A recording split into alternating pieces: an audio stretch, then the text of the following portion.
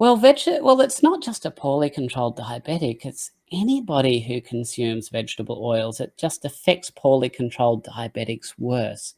So vegetable oils, by their chemical nature, they have bonds that are prone to oxidation and prone to oxidation rapidly.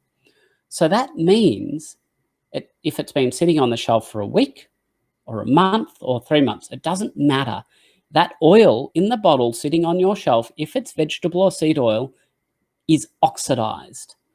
And when you consume it, your body absorbs these oxidation products. The first thing is when we absorb fats, they get absorbed into something called chylomicrons, and they get transferred around our body through lymph channels and things like that. And these oxidized fats end up becoming a part of fats that get released by the liver, VLDL particles and LDL cholesterol, which you've probably heard about, that circulates around the whole body. And these oxidized fats, they're called lipid peroxidation, contained within these cholesterol molecules, get delivered to every corner, nook and cranny of the body, and they deliver their oxidation products. One of the biggest recipients of these oxidized products is the liver.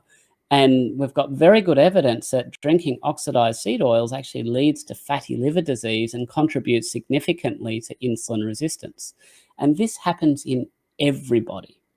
The problem is in people who are diabetic, because they're insulin resistant, their clearance of these oxidized fats is very much reduced.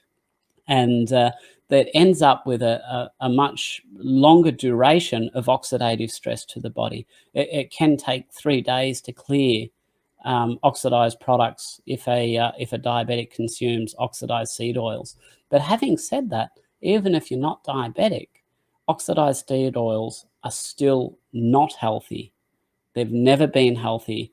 All the research, when we look at it with a critical eye, that research that's been done with a good methodology actually indicates, it tells the truth. It tells us that seed oils are dangerous.